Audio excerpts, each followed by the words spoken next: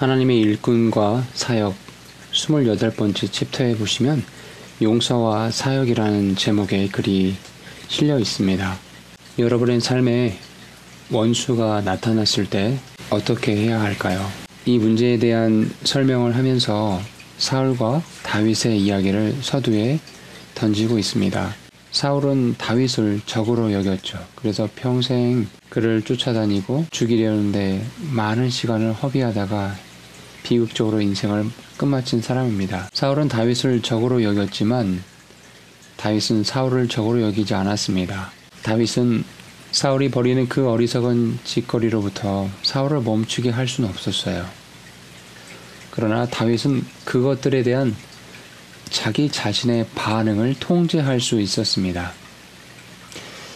만약 여러분이 여러분의 마음을 갉아먹고 있는 원수를 품고 있다면 그것은 원수가 거기에 있도록 여러분이 선택하고 있는 것입니다. 다른 사람이 여러분에게 어떻게 대하는 것에 대한 책임은 여러분에게 있지 않습니다. 그러나 여러분이 그들에게 반응하는 방식은 여러분에게 책임이 있습니다. 여러분의 원수들에 대해서 은밀히 곱씹어 생각함으로써 얻는 것은 그저 우리 자신의 속사람을 훼손시킬 뿐입니다. 자, 이런 이야기를 서두에 던지면서 작가는 그렇다면 우리의 인생 가운데 원수가 나타났을 때 어떻게 해야 되는가, 그리스도인은 어떻게 해야 되는가에 대한 질문을 던지고 그것에 대한 답변을 주고 있습니다. 마태복음 5장 44절에 그것에 대한 해답이 나와 있는데요. 너희 원수들을 사랑하고 너희를 저주하는 자들을 축복하며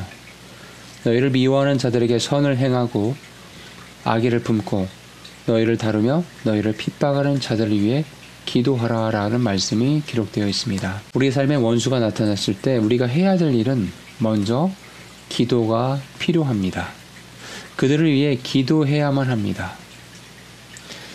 여러분, 이 말씀을 한번 곰곰이 한번 생각해 보시기 바랍니다. 예수님께서 원수들을 사랑하라라고 말씀하셨어요.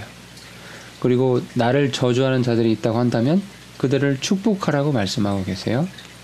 또 나를 미워하는 자들에게 선을 행하라고 말씀하고 계세요.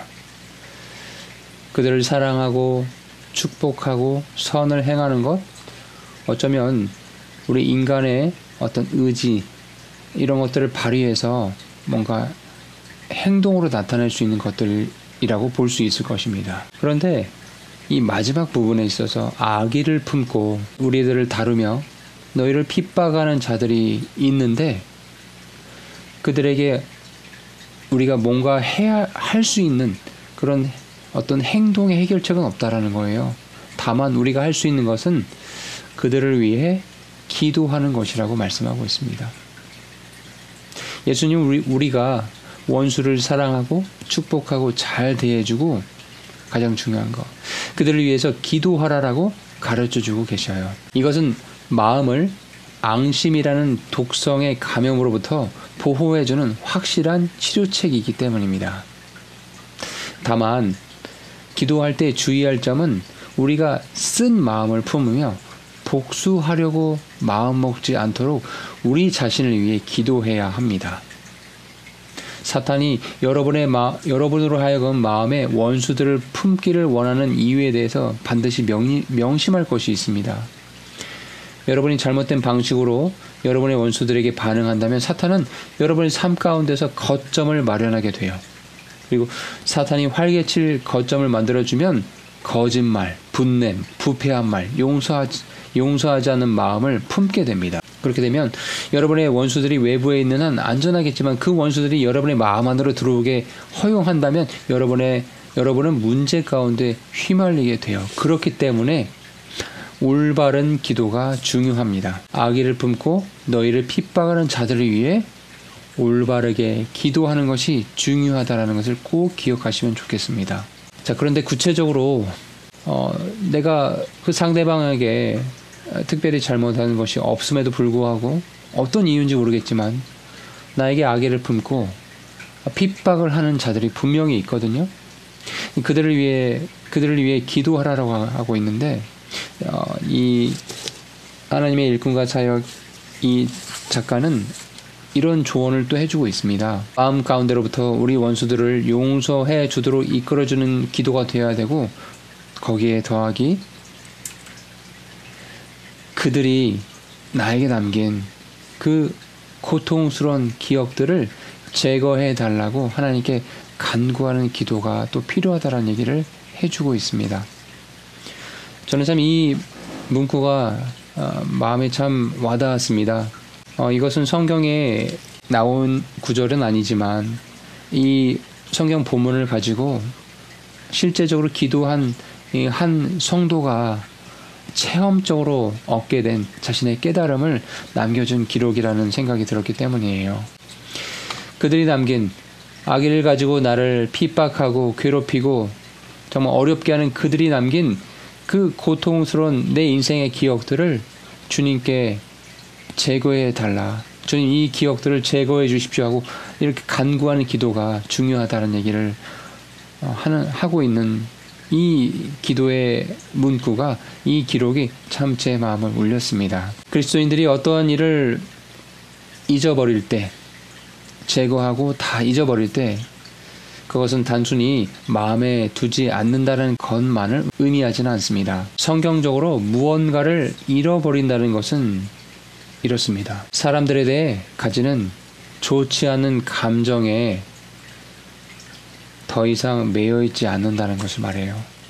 그것이 여러분과 다른 사람의 관계에 더 이상 영향을 미치지 않도록 하는 것이 성경적으로 잊어버린다는 것의 의미라고 작가는 이야기하고 있습니다. 때때로 사람들 사이에 개인들 간의 불화가 잘 해소되지 않을 때가 있습니다. 그러한 때에 우리는 하나님께서 행동하시기로 결심하실 때까지 그들과 더불어 인내하며 지내야 합니다. 여러분, 다윗의 삶을 보시기 바랍니다. 다윗은 하나님이 전쟁터에서 사울의 목숨을 취하실 때까지 사울로부터 비방과 공격을 참아내야만 했어요. 인내해야만 했어요. 그런데요, 참 놀라운 것은 그렇게 나를 괴롭게 하고 힘들게 했던 그 원수와 같았던 사울이 죽었을 때, 그때에도 다윗은 그 사울의 왕의 죽음을 기뻐하지 않았다라는 점입니다. 그리스도인들의 삶, 특별히 그런 다윗과 같은 리더의 삶 가운데 그들의 원수가 아니라 친구였어야 할 사람들로부터 이런저런 이유로 부당하게 비난을 받은 일들로 눈물을 흘리는 일들이 참 많이 있습니다.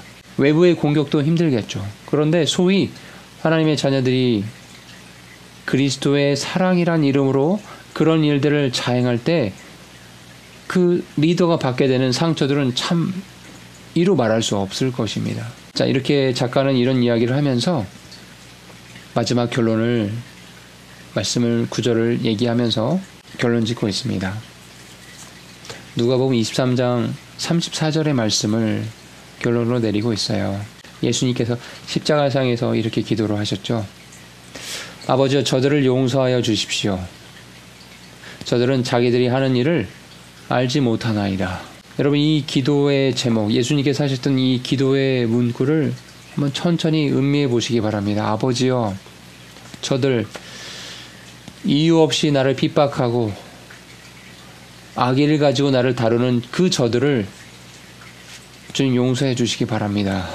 저들은 자기들이 하는 일이 지금 무엇인지 알지 못하나이다 라고 간곡하게 마지막 기도를 올려주셨던 예수님의 이 기도의 메시지를 기억하시면 좋겠습니다. 마지막으로 작가는 이 글을 마무리하면서 이런 이야기를 적어줬습니다. 한 명의 친구를 가진 사람은 용서를 베풀 기회조차 없지만 한 사람의 원수를 가진 사람은 어디서나 자비를 베풀 수 있으리. 잊어야 한다는 사실을 기억하십시오.